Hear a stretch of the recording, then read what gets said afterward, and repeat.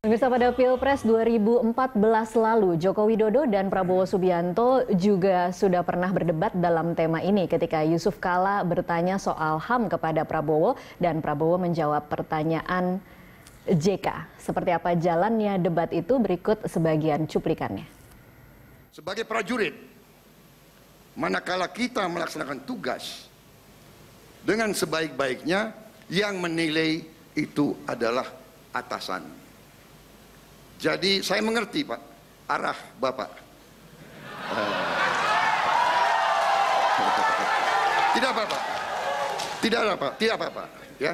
Saya tidak apa-apa, tetapi saya ada di sini, saya sebagai mantan prajurit telah melaksanakan tugas dengan sebaik-baiknya. Selebihnya atasan yang menilai. Apakah saya, kan arah Bapak kira-kira gitu, bahwa saya tidak bisa menjaga HAM karena saya pelanggar HAM, kira-kira itu kan Bapak arahnya. Iya kan? Padahal Bapak tidak mengerti, justru kami ini di tempat-tempat yang susah, di mana-mana sering harus ambil tindakan untuk keselamatan rakyat Indonesia yang banyak. Ya pemirsa, untuk membedah sejumlah persoalan terkait isu hak asasi manusia yang sekiranya perlu mendapatkan perhatian bagi para pemimpin bangsa di masa mendatang, kini telah hadir mendampingi saya Direktur Program SMRC Sirajuddin Abbas dan juga Komisioner Komnas HAM Amiruddin. Selamat sore Pak Amiruddin dan Pak Abbas, terima kasih sudah hadir di studio kami. Kita akan coba mengira-ngira apa yang kira-kira akan menjadi bahan perdebatan nanti, khususnya bukan yang dari panelis tetapi yang mungkin akan menjadi pertanyaan antar pasangan calon. Kalau tadi kita saksikan footage dari 2014 karena pasangan calon presidennya sama, menurut Anda kira-kira akan seperti itu lagi tidak terulang? Mungkin sekarang agak dinamis mungkin debatnya. Oke. Apa dalam bayangan Anda kira-kira yang akan jadi isu-isu utama? Enggak, kan ada dua situasi yang berbeda dari 2014. Sekarang Pak Jokowi adalah presiden menjabat. Dia bertanggung jawab untuk negara ini selama 5 tahun ini. Seluruh hak asasi manusia ya Pak Jokowi yang bertanggung jawab. Nah, sementara Pak Prabowo kan tetap sebagai penantang ini. Iya. Saya yakin Pak Prabowo akan lebih agresif pasti. Oke, baik. Tetapi khusus untuk isu HAM, ini kan isu yang kalau kita lihat visi misinya sebenarnya dari 2014 sampai untuk 2019 ini kisi-kisinya sebenarnya hampir relatif sama, tetapi kalau kita lihat perkembangan penyelesaiannya dalam 5 tahun terakhir tidak ada yang terlalu signifikan, termasuk untuk 5 presiden pasca Orde Baru. Apa kira-kira yang kemudian akan jadi nilai tambah untuk seorang Jokowi yang sudah menjabat 5 tahun untuk kemudian bisa mengklaim ada keberhasilan yang dia lakukan? Nah, ini saya rasa akan menjadi soal, kalau ini muncul di debat ya, ini akan menjadi sangat keras debatnya nanti itu. Karena begini, dua-dua visi misi ini saya baca dengan baik. Kedua-duanya tidak memiliki upaya yang lebih dalam menggali kenapa stagnan. Oke. Ya. Nah, nggak muncul di situ satu upaya mengungkap secara lebih reflektif sehingga ada upaya baru yang mau dibuat. Nah, ini dua-dua sama, hanya mengatakan mau melanjutkan penyelesaian. Pertanyaan saya, mau menyelesaikan mau bagaimana? Padahal sudah 20 tahun ini kita stagnan, berarti ada yang nggak beres dalam struktur kenegaraan kita dan kultur politik kita terhadap persoalan ini. Nah, saya lihat kedua pasangan ini tidak memunculkan itu di dalam visi misi ini. Itu harusnya dimunculkan. Apa yang menjadi kendala terbesar dari penyelesaian? Semestinya kalau bicara tentang penyelesaian, dia harus merefleksikan dalam 20 tahun ini kita seperti ini gitu. Nah, bagaimana kita ke depan? Kultur politik seperti apa yang mau dibangun supaya ini selesai gitu. Nah, kalau itu nggak ada kan nggak mungkin selesai. Oke, saya pindah dulu ke Pak Abbas. Pak Abbas, saya ingat pembicaraan kita terakhir soal bagaimana ekspektasi Anda tentang debat hari ini. Ini adalah salah satu topik yang kemudian kita secara awam akan bisa memprediksi bahwa ini adalah salah satu yang menjadi titik lemah untuk calon presiden nomor urut 02. Apakah menurut Anda itu akan kembali diungkit lagi dalam debat hari ini? Bisa iya, bisa tidak. Kalau soal yang rekam jejaknya. Tapi dugaan saya akan fokus pada ke depan, saya kira.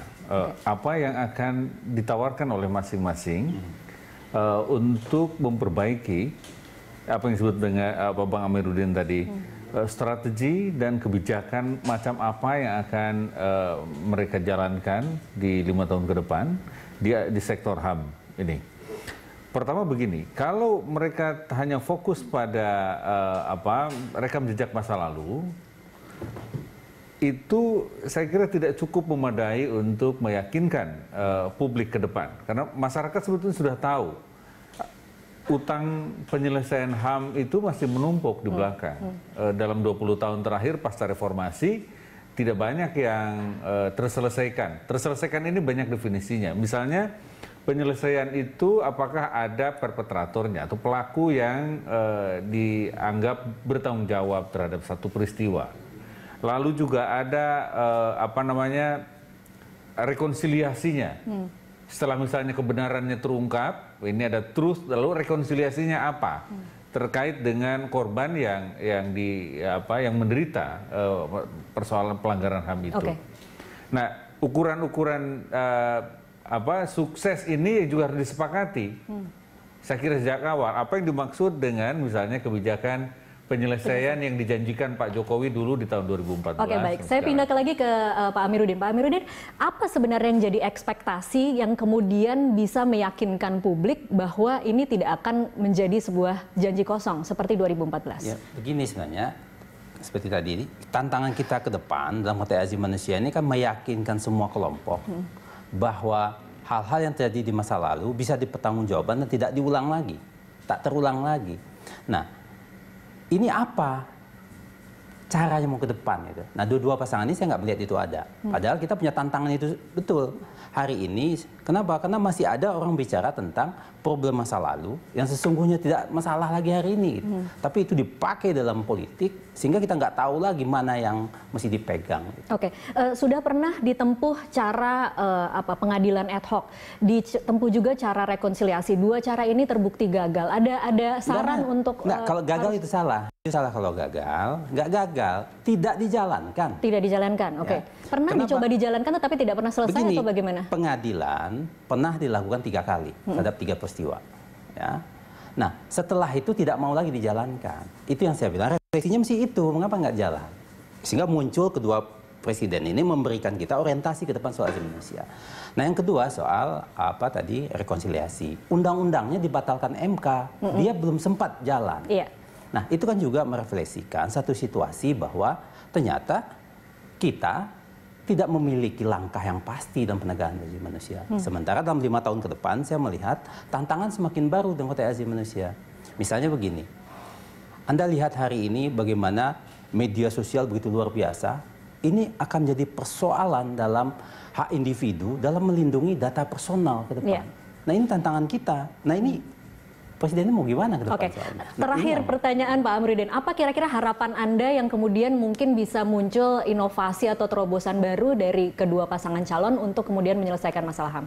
Nah, kalau saya ke depan yang saya pikirkan itu adalah kalau kedua presiden ini nanti siapapun yang menang ya, kalau mereka mau mengatakan menyelesaikan, pastikan bahwa langkah itu bisa dilaksanakan dan siapkan dasar hukumnya gitu, jangan opini. Gitu. Nah, kalau pemerintah beropini kan lucu, ya kan? Nah apa gitu?